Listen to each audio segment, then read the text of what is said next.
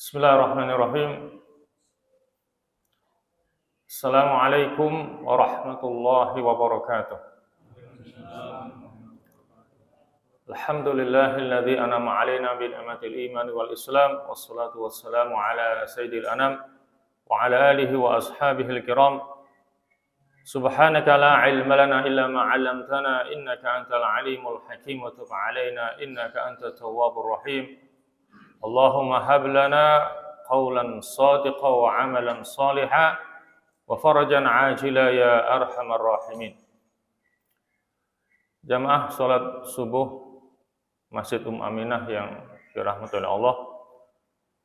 Syukur alhamdulillah, marilah senantiasa kita panjatkan kehadirat Allah Subhanahu wa taala atas limpahan rahmat, taufik serta hidayah, juga rahmat kesehatan dan kesempatan sehingga pagi hari ini kita bisa bersama-sama melaksanakan sholat subuh berjamaah, kemudian kita lanjutkan dengan saling nasihat menasihati dalam kebenaran dan kesabaran. Harapan kita semoga niat dan langkah baik kita akan diterima oleh Allah Subhanahu wa taala. Amin amin ya mujibas sa'ilin.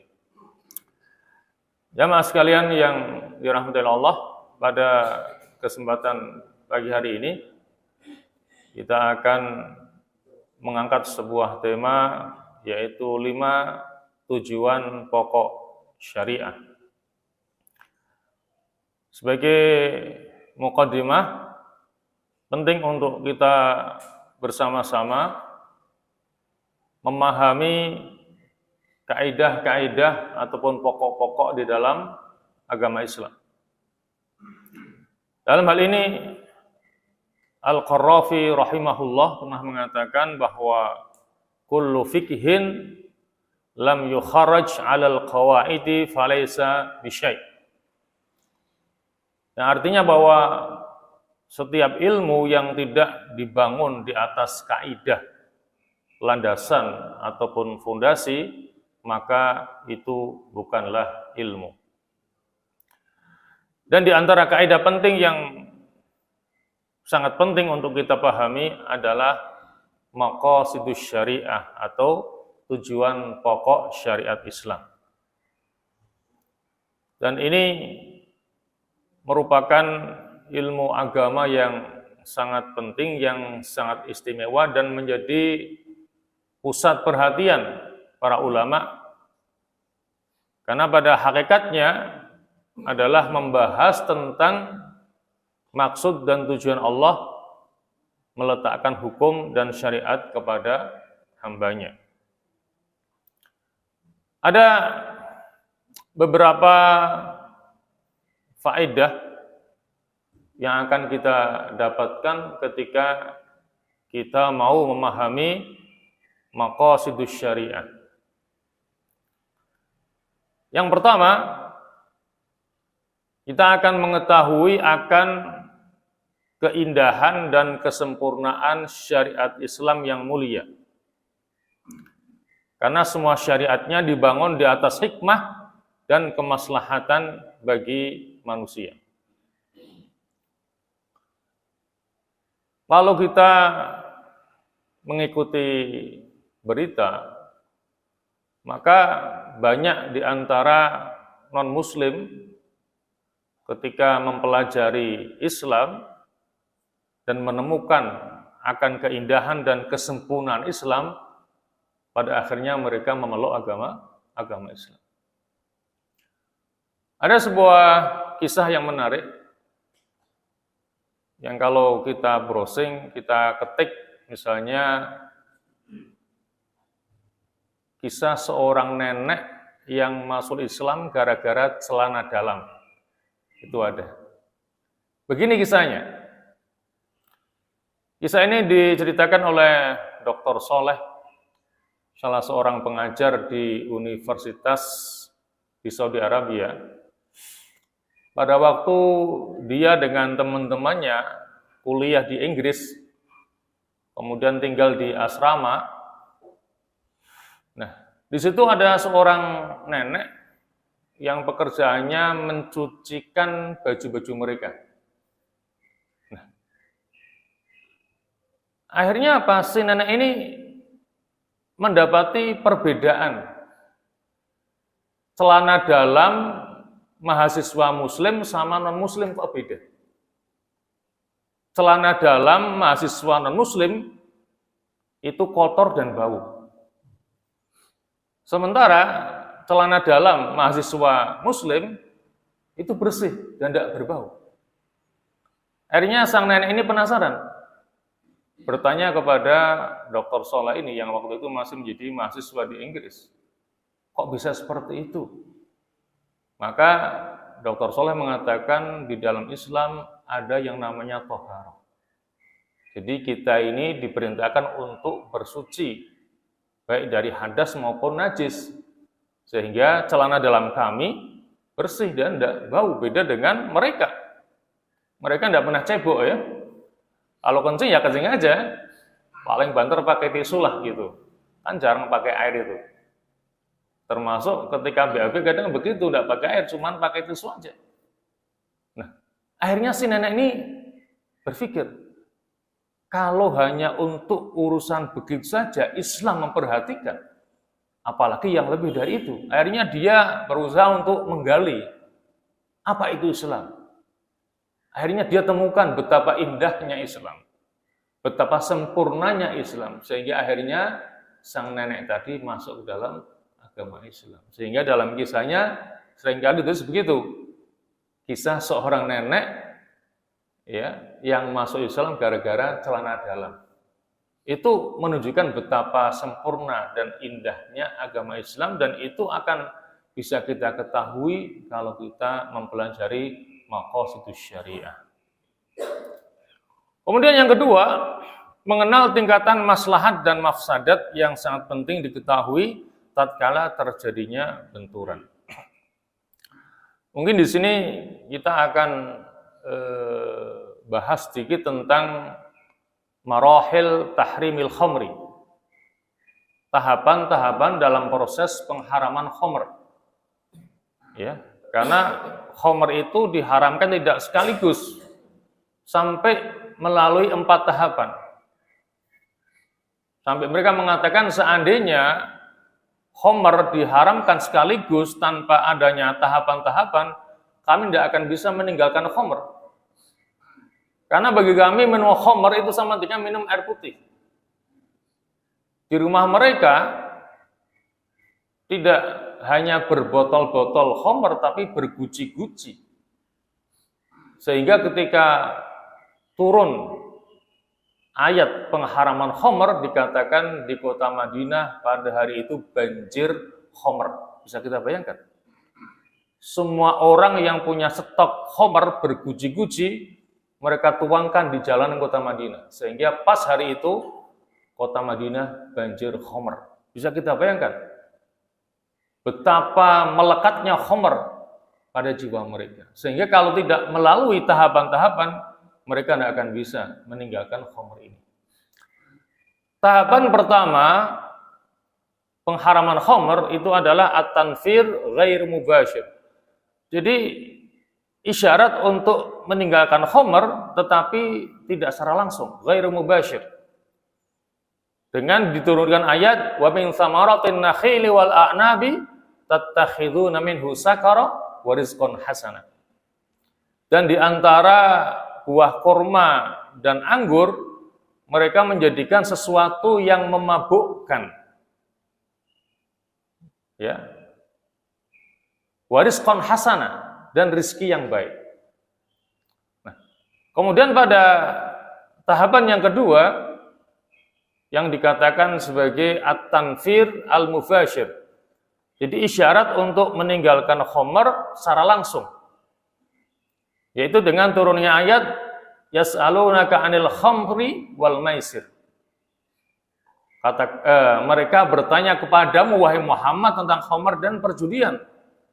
Qul fihima itsmun kabir wa manafi'u linnas wa itsmuhuma akbaru min naf'ihima. Katakanlah bahwa pada keduanya ada ismun kabir, dosa yang besar, dan manfaat bagi manusia. Akan tetapi dosanya lebih besar daripada manfaatnya. Jadi di sini Allah menginformasikan ada mafsadah, ada manfaat. Ya, akan tetapi yang perlu kita garis bawahi bahwa manfaat yang disebutkan pada ayat ini berkaitan dengan manfaat khamr adalah fit tijarati bahtun. Manfaat murni dalam perdagangan. Karena apa? Kanu yajlibunaha minasyam bithamanin rakhis wa yabiwaha fil Hijaz bithamanin ghalin. Jadi mereka, orang-orang Arab pada waktu itu, mendatangkan khamr dari Syam dengan harga yang murah, kemudian mereka menjualnya di Hijaz, di tanah Arab dengan harga yang tinggi. Jadi kemanfaatan di sini perlu kita tekankan adalah manfaat dalam bisnis, dalam perdagangan, bukan manfaat ada yang mengatakan dengan minum khamr maka badan menjadi sehat. Itu adalah tidak benar. Karena jelas kita kalau merujuk kepada tafsirnya, kemanfaatannya adalah kemanfaatan dalam masalah tijarah, dalam masalah perdagangan. Nah, kemudian tahapan yang ketiga adalah at-tahrim al-juz'i. Pengharaman yang bersifat parsial, belum sepenuhnya. Ya, yaitu dengan diturunkan ayat ya ayyuhalladzina amanu la taqrabus sholata wa antum sukara hatta ta'lamu ma taqulun. Wahai orang-orang yang beriman, janganlah kamu mendekati sholat dalam keadaan sukara, mabuk, sehingga kamu mengetahui apa yang kamu katakan. Ya. Ayat ini berkaitan dengan satu kejadian bahwa ketika para sahabat sedang mabuk-mabukan, kemudian datang waktu sholat, kemudian mereka minta kepada Ali untuk mengimami sholat mereka. Dan kebetulan yang dibaca adalah surat Al-Kafirun. Sehingga dalam membaca Al-Kafirun, Ali bin Abi Thalib membacanya qul ya ayyuhal kafirun a'budu ma ta'budun. Yang seharusnya la a'budu, ya, kami tidak menyembah, ma ta'budun, apa yang kalian sembah, lainnya hilang. Menjadi saya menyembah apa yang kalian sembah dan seterusnya. Sehingga maknanya terbalik-balik. Atas kejadian ini maka Allah turunkan ayat tadi. Jangan kamu mendekati sholat dalam keadaan mabuk. Ini dalam rangka untuk mempersempit kesempatan mereka minum khamr. Sehingga mereka akan minum khamr pada waktu yang jauh dari sholat. Katakanlah malam hari, ya, atau mungkin pagi hari, karena jarak antara subuh dengan zuhur masih lama. Tetapi yang waktunya berdekatan antara dua sholat, maka mereka tidak minum khamr. Sampai akhirnya kepada tahapan yang keempat, yaitu at-tahrim al-kulli. Jadi pengharaman yang bersifat totalitas. Dengan turunnya ayat, ya ayyuhalladzina amanu innamal khamru wal maisiru wal ansabu wal azlamu rijsum min amali syaitani fajtanibuhu. Ya. Wahai orang-orang yang beriman, sesungguhnya khamr, perjudian, kemudian ansab. Ansab itu berarti berkorban tetapi diniatkan untuk berhala. Kemudian wal azlam, mengundi nasib dengan anak panah. Semuanya adalah rijsun, sesuatu yang najis, yang keji, min amali syaitan, termasuk dari perbuatan setan. Fajtanibuhu, maka tinggalkanlah oleh kalian semuanya. Jadi untuk mengharamkan khamr butuh kepada 4 tahapan. Tadi pada marhalah yang kedua sudah kita singgung, ya. Ada sisi manfaat dan sisi madharatnya, dan ternyata madharatnya itu lebih besar daripada manfaatnya. Dan kembali kami ingatkan bahwa manfaat yang disebutkan pada ayat itu berkaitan murni dengan masalah perdagangan, bukan seperti keyakinan dengan khamr maka orang akan jadi sehat atau menjadi berani dan lain sebagainya. Jamaah sekalian yang dirahmati Allah, yang ketiga adalah menjadikannya sebagai timbangan untuk mengetahui berbagai cabang permasalahan yang banyak terjadi dalam kehidupan ini. Jamaah sekalian yang dirahmati Allah, Mungkin langsung kita masuk kepada hal-hal yang dijaga ataupun dipelihara oleh agama Islam. Jadi maqasidus syariah itu yang pertama adalah dalam rangka untuk menjaga agama. Ya. Jika kita mencermati syariat yang mulia, niscaya akan kita dapati bahwa Islam sangat menjaga agama dengan memperkokoh fondasinya serta menjaga dari hal-hal yang dapat merusak agama. Di antaranya dalam bentuk yang pertama, menganjurkan dakwah kepada agama. Jadi kewajiban dakwah itu bukan kewajiban para ustadz, ya, para kiai, para mubaligh, tidak. Setiap muslim terkena kewajiban untuk ikut andil dalam berdakwah sesuai dengan kemampuannya masing-masing. Ya, dalam surah Yusuf ya ayat 108, "Qul hadhihi sabili ad'u ila Allah ala basiratin ana wa manittaba'ani." Ya. Katakanlah, inilah jalanku. Ya, aku bersama orang-orang yang mengikutiku mengajak kepada Allah ala basirah, atas dasar ilmu pengetahuan. Jadi ini menunjukkan bahwa kewajiban dakwah itu bukan hanya kewajiban para ustadz, para dai, para ulama. Setiap pribadi muslim terkena kewajiban untuk berdakwah sesuai dengan kemampuannya masing-masing. Minimal dakwah kepada dirinya sendiri, kepada keluarganya. Ya. Mungkin ada yang berpikiran, bagaimana saya berdakwah kok? Saya kan masih kotor dan lain sebagainya. Kalau kita mau berdakwah setelah kita bersih, ya ada yang berdakwah. Karena tidak ada seorang pun yang sempurna. Tidak ada seorang pun yang bersih. Termasuk ustadz, kiai, mubaligh juga masih kotor. Masih punya banyak salah dan dosa. Maka prinsip dalam berdakwah adalah aslih nafsaka wad'u ghairak. Perbaiki dirimu sambil mengajak orang lain. Maka dengan prinsip ini proses perbaikan diri berjalan, dakwah pun juga berjalan. Itu prinsip dalam kita berdakwah. Aslih nafsaka wad'u ghairak. Perbaiki dirimu sembari mengajak orang lain. Kemudian yang kedua adalah mewajibkan untuk Islam, iman, dan tauhid. Ya, artinya dalam rangka untuk menjaga agama ini, kita sebagai seorang muslim ya diwajibkan untuk betul-betul memahami apa itu Islam, apa rukun Islam, apa itu iman, apa itu rukun iman, dan juga untuk mengetahui tauhid, mengesahkan Allah agar kita terjauh dari segala macam bentuk kesyirikan, baik yang besar maupun yang kecil.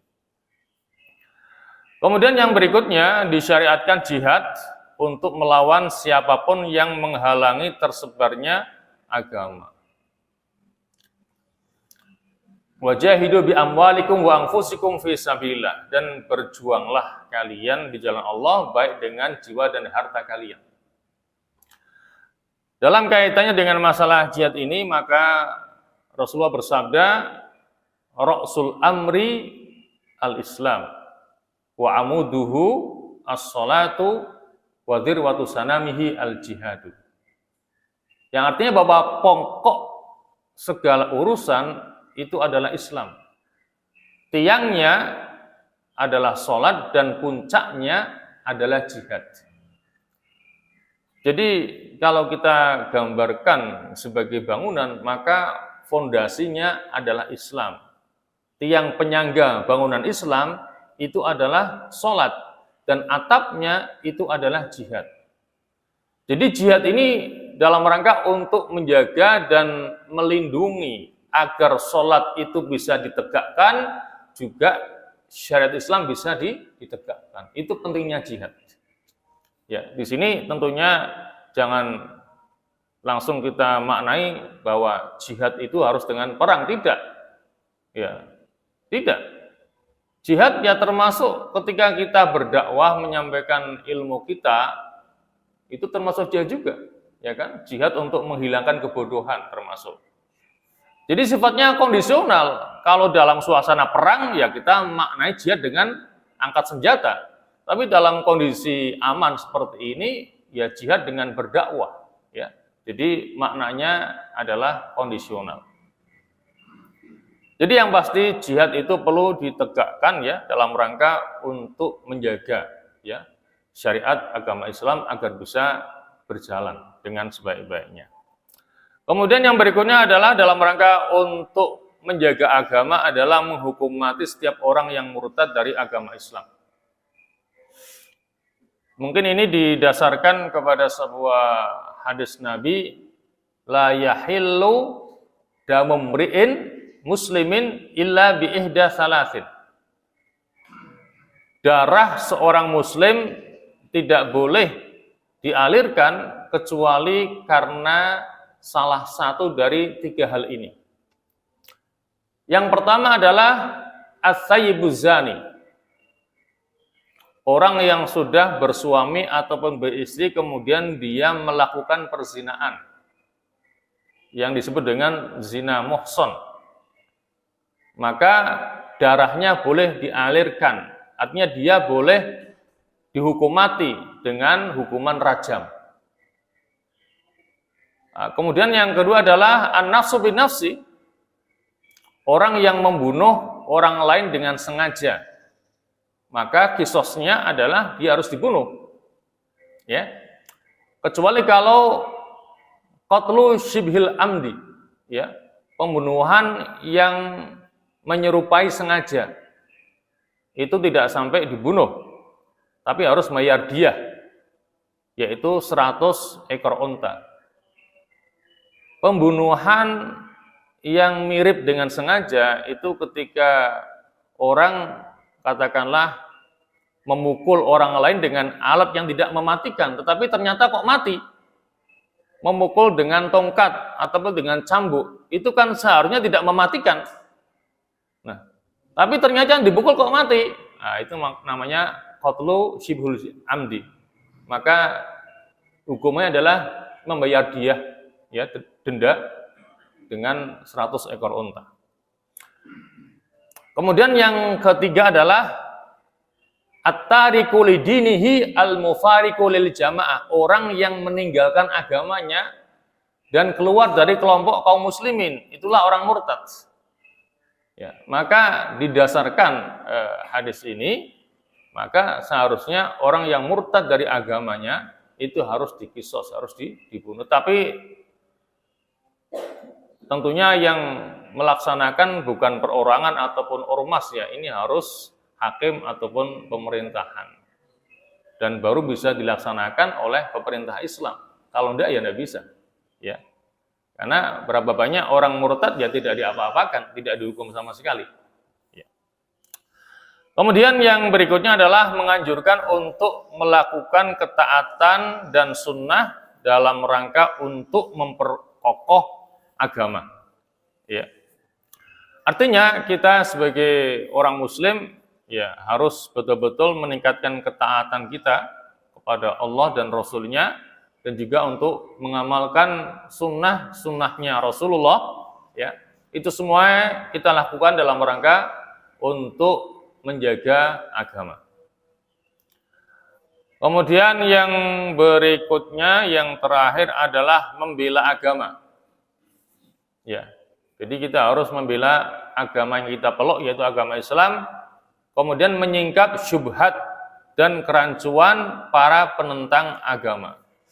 Karena banyak sekali syubhat yang dihembuskan oleh musuh-musuh Islam dalam rangka untuk mencemarkan agama Islam. Misalnya apa? Mereka mengatakan Islam itu tidak adil dalam masalah waris misalnya, ya. Mengapa yang laki-laki dapat 2 bagian daripada yang perempuan? Dianggapnya itu tidak adil. Kemudian Islam itu kejam. Orang mencuri harus dipotong tangan. Itu kan syubhat yang dihembuskan oleh mereka untuk mencemarkan agama Islam, maka kita harus menangkalnya.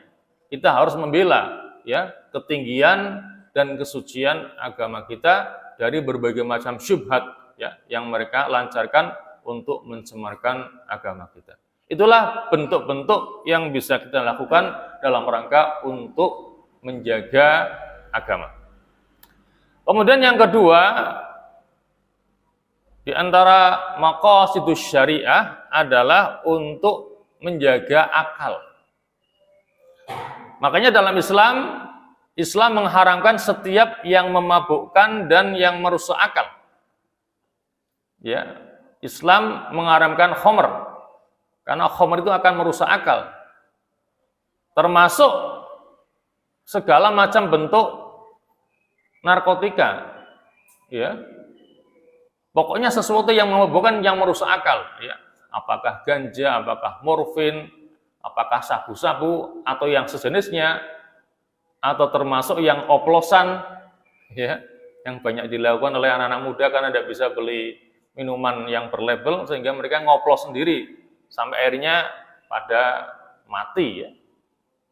Ya, jadi Islam mengharamkan setiap yang memabukkan dan yang merusak akal, itu diharamkan oleh Islam. Kemudian yang berikutnya memberikan hukuman kepada peminum khamr. Ya. Hukuman bagi peminum khamr adalah dicambuk sebanyak 80 kali di punggungnya. Jadi objek pencambukan itu adalah punggung, ya, bukan dada, tangan atau enggak, bukan. Yang dicambuk adalah punggungnya sebanyak 80 kali. Dan sekali lagi saya katakan, masalah had ataupun kisos itu yang bisa melaksanakan adalah hakim ataupun pemerintah. Tidak bisa perorangan kita mendapati orang mabuk kemudian kita cambuk, tidak bisa. Termasuk ormas pun tidak bisa melaksanakan hukuman ini. Mau NU, mau Muhammadiyah atau yang lain tidak bisa. Yang bisa melaksanakan adalah pemerintahan. Dan tentunya adalah pemerintahan Islam yang bisa melaksanakan hukuman cambuk bagi orang yang minum khamr itu. Kemudian yang berikutnya adalah menganjurkan kita untuk berpikir, merenung dan menghayati sehingga menumbuhkan akal kita. Ya, jadi dalam rangka untuk menjaga akal kita didorong untuk menggunakan akal kita ini untuk berpikir yang bersih, ya, untuk merenung, untuk bertafakur, ya, bukan menghayal dan mengada-ada. Ya. Sehingga apa? Itu akan bisa mempertajam akal kita.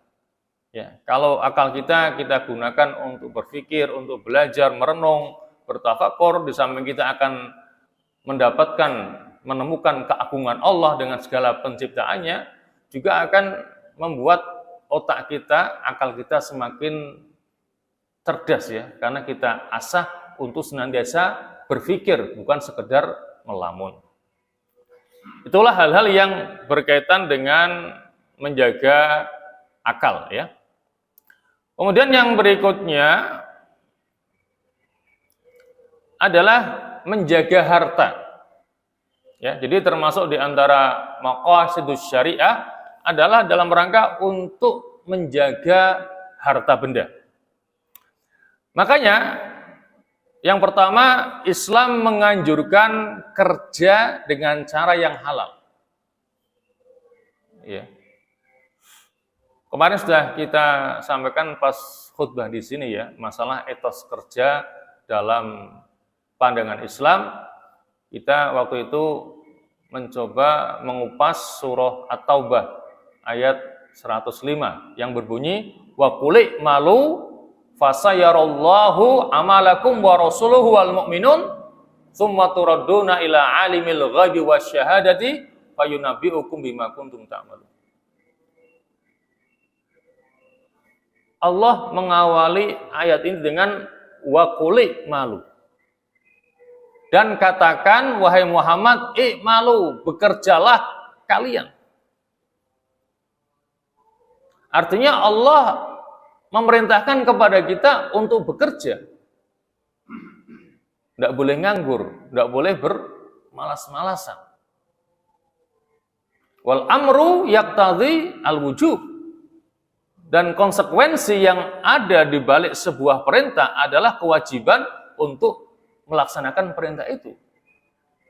Kalau Allah perintahkan kita untuk bekerja, maka kerja wajib bagi kita dalam rangka untuk melaksanakan perintah Allah. Ya. Makanya Nabi juga mengancam bagi orang yang lebih memilih untuk meminta-minta belas kasihan orang daripada bekerja. Padahal dia tidak dalam keadaan fakir dan masih mampu bekerja. Ya, di antaranya melalui ancamannya, man sa'ala min ghairi faqrin faka'annama ya'kulul jamra. Barang siapa yang meminta-minta tidak dalam keadaan fakir, maka seakan-akan dia memakan bara api. La yazalu ar-rajulu yas'alun nasa hatta ya'ti yaumal qiyamah wa laysa fi wajhihi muz'atul lahmin.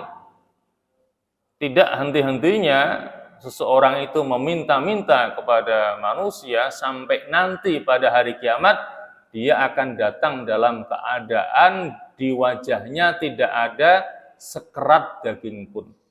Itu diantara hadis-hadis Nabi yang mengancam ya kepada orang yang lebih memilih untuk meminta-minta padahal dia masih sanggup bekerja, dan kerja usaha itu adalah wajib sebagaimana yang Allah katakan wa qul malu.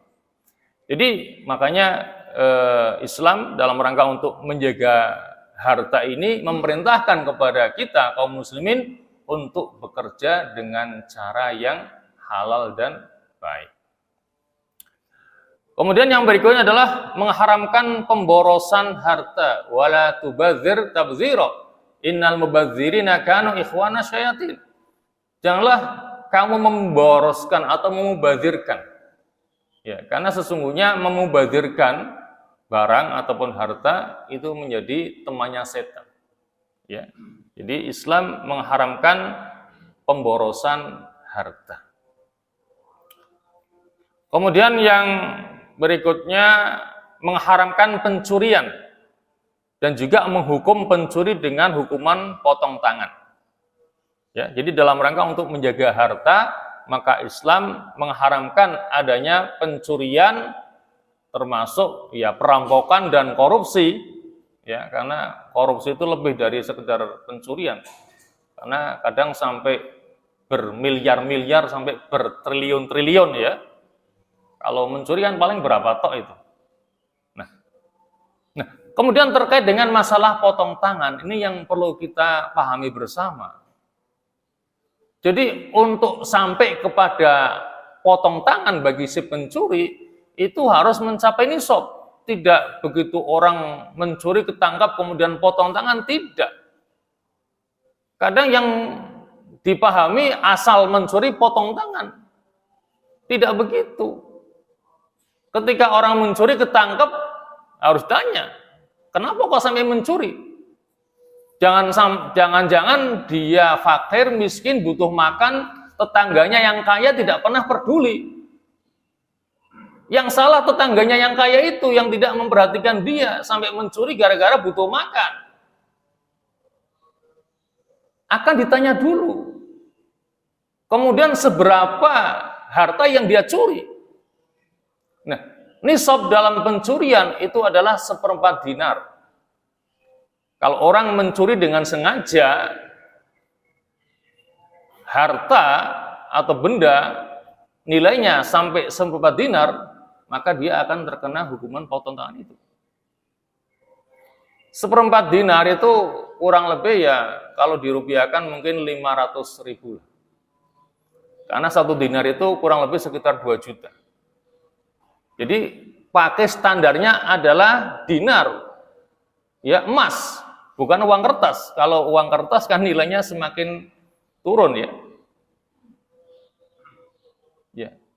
Karena dulu Nabi pernah memberikan uang 1 dinar kepada sahabatnya untuk membelikan seekor kambing dan dapat.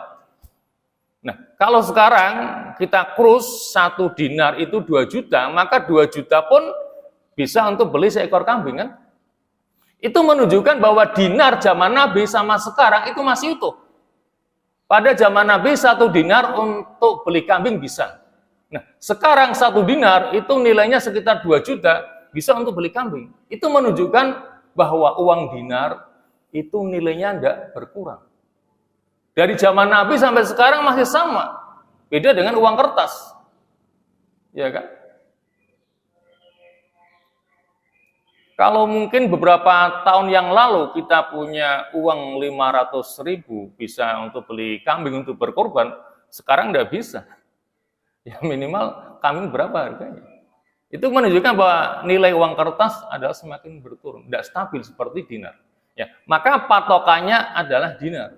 Jadi nisabnya adalah ketika orang itu mencuri harta atau barang yang sudah mencapai nisab sekitar 1/4 dinar, kalau dirupiahkan ya kurang lebih itu 500.000 rupiah. Tapi sekali lagi, yang bisa melaksanakan adalah hukumah pemerintah ya, bukan perorangan. Untuk potong tangan, untuk rajam, cambuk, dan lain sebagainya, itu harus hukumah pemerintah. Yang tentunya hukumah yang menerapkan hukum Islam.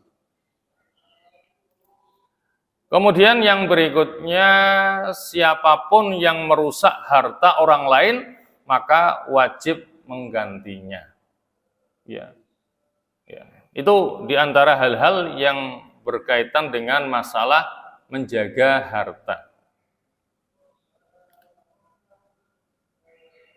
Masih ada satu lagi, yaitu melarang segala cara yang menjadikan manusia makan harta dengan cara yang batil atau zalim, seperti riba, ya, kemudian judi, penipuan, suap, dan lain sebagainya. Itu masih dalam kaitan menjaga harta. Ya.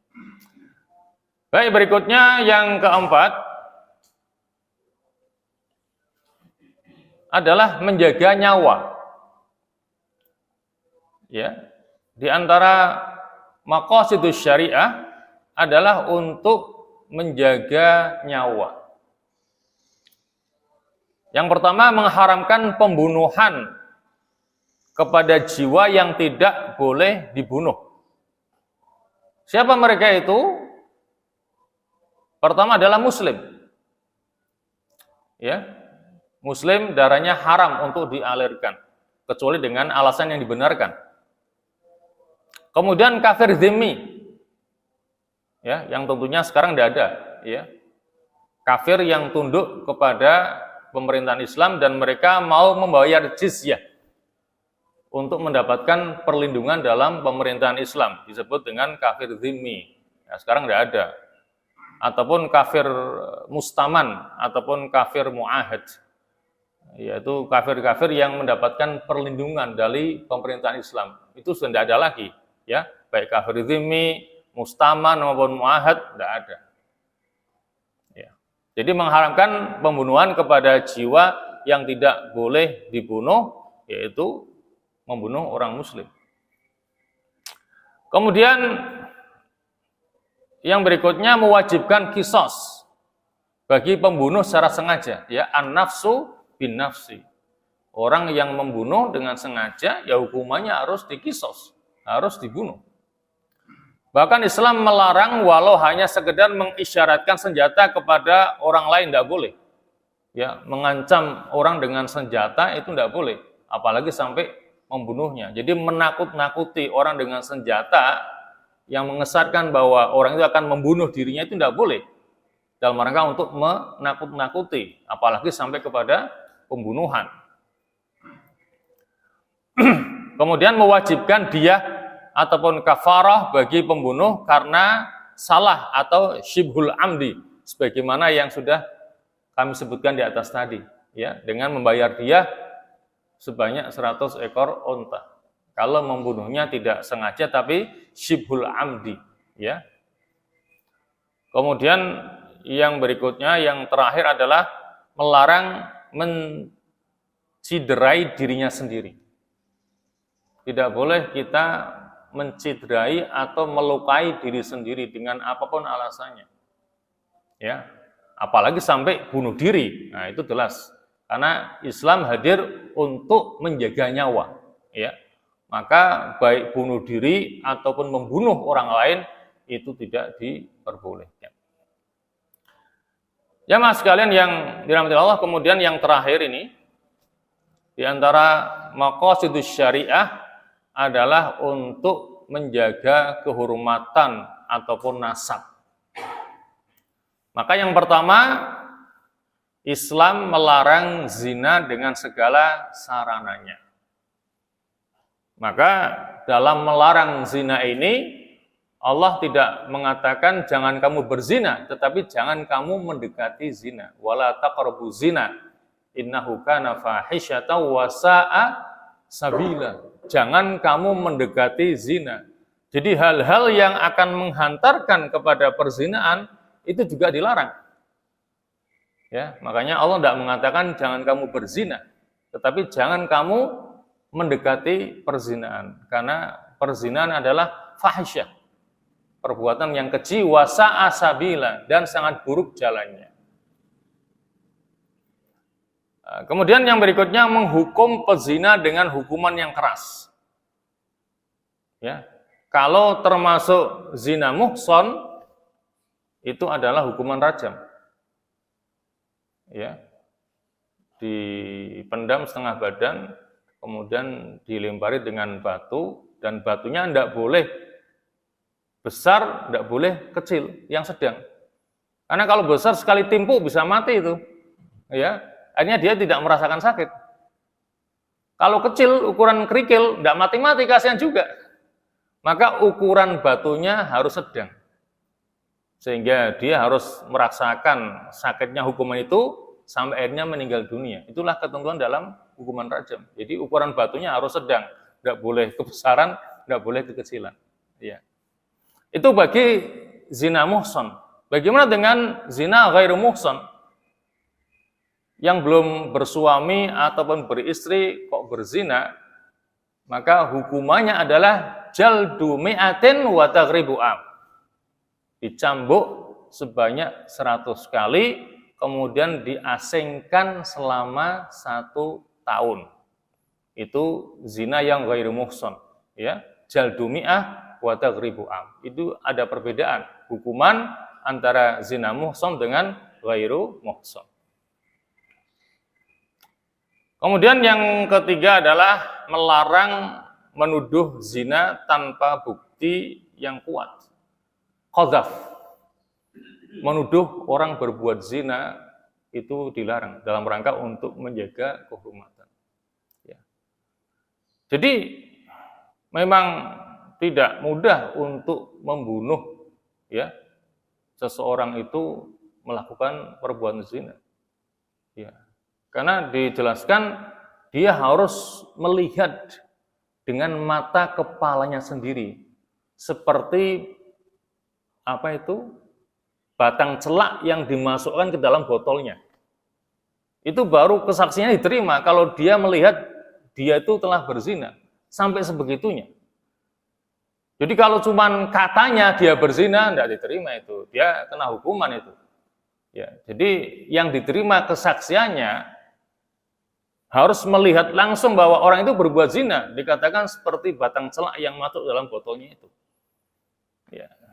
Jadi ini menunjukkan bahwa Islam itu menutup aib itu. Jadi diharapkan orang yang berzina ini sadar kemudian taubat kepada Allah. Itu kan dosa antara dia dengan Allah kan, zina itu kan, bukan dengan manusia. Sampai sebegitu Islam, ya, begitu kerasnya dalam menentukan hukuman bagi pezina ini. Jadi tidak mudah. Ya. Kalaupun kita lihat kepada sejarah, berapa sih Nabi menghukum rajam? Kan tidak banyak itu. Ya, tidak tiap hari ada hukuman rajam. Karena memang syaratnya berat. Saksinya itu harus melihat langsung dengan mata kepalanya sendiri. Ya, tapi seringkali dihembuskan oleh Muslim, Islam itu kejam. Ada hukuman rajam, orang berzina harus dihukum mati dengan dilempari batu. Tidak sebegitu mudahnya dalam melaksanakan hukuman rajam ini. Tetapi musuh Islam menjadikan itu sebagai objek untuk menjelek-jelekkan agama Islam. Dikatakan sebagai agama yang keras, agama yang radikal, yang kejam, dan lain sebagainya. Kemudian yang berikutnya adalah menganjurkan nikah. Nah, makanya biar tidak terjerumus dalam lembah perzinaan, maka Islam mendorong ya kepada para pemuda yang sudah siap untuk menikah ya untuk menikah. Jangan sampai nantinya karena ditunda-tunda akhirnya terjerumus dalam lembah perzinaan. Kemudian yang terakhir adalah melarang tindakan adopsi anak dengan menisbatkan anak kepada selain bapaknya. Jadi boleh adopsi asal nasab anak yang diadopsi tetap kepada ayah kandungnya. Tidak boleh binnya itu kepada yang mengadopsi. Ya, tidak boleh. Ya, karena dulu pada zaman jahiliyah menjadi kebiasaan seperti itu. Ya. Termasuk mungkin tidak salah Nabi ya ketika Harisah ya. Zaid ya, itu kan awalnya kan dibinkan kepada Muhammad ya. Nah, itu makanya dilarang. Awalnya diperbolehkan, kemudian dilarang oleh Islam. Ya, tidak boleh untuk orang yang mengadopsi anak binnya kepada si pengadopsi tidak boleh, tetap harus kepada ayah kandungnya sendiri. Ya mas sekalian, barangkali itulah yang bisa kita kaji pada kesempatan pagi hari ini. Ya, jadi berkaitan dengan maqasidus syariah. Jadi Islam itu hadir untuk menjaga kelima hal itu. Ya, kita mohon semoga kita bisa memahaminya dengan sebaik-baiknya. Amin amin ya mujibas sa'ilin. Dan marilah kita akhiri ta'lim kita dengan doa. Bismillahirrahmanirrahim. Alhamdulillahirabbil alamin. Hamdan yuwafi ni'amahu wa yukafi mazidah. Ya Rabbana lakal hamdu kama yanbaghi li jalali wajhikal karim wa 'azimi sultanik. Allahumma shalli wa sallim ala Muhammad wa ala ali Muhammad. Allahumma la tada' lana fi maqamina hadha dhanban illa ghafartah wa la hamman illa farajtah wa la karban illa nafastah wa la maridan illa syafaitah wa la dainan illa qadaitah wa la mu'assiran illa yasartah wa la dhalan illa hadaitah wa la ghaiban illa radattah wa la hajatan min hawaji dunya hiya laka ridha wa lana fiha salah illa antana ala qada'iha wa yassartaha lana bi rahmatika ya arhamar rahimin. Allahumma ja'al ijtima'ana hadha ijtima'an marhuma waj'al tafarruqana ba'dahu tafarruqan ma'suma wa la taj'al fina wa la ma'na syaqiyan wa la mahruma. Allahumma la tufarriq hadzal jam'al mubarak fi hadzal makanil mubarak illa bi dhanbin maghfur wa 'aibin mastur wa 'amalin mutaqabbalin mabrur. Ya Aziz, Ya Ghafur, Ya Rabbal Alamin. Allahumma hadha du'a wa minkal ijabah. Ya sami'ad du'a, Ya dzal manni wal ata'. Wa sallallahu ala Muhammadin wa alihi wa sahbihi wa sallam. Alhamdulillahi Rabbil Alamin. Wassalamualaikum warahmatullahi wabarakatuh.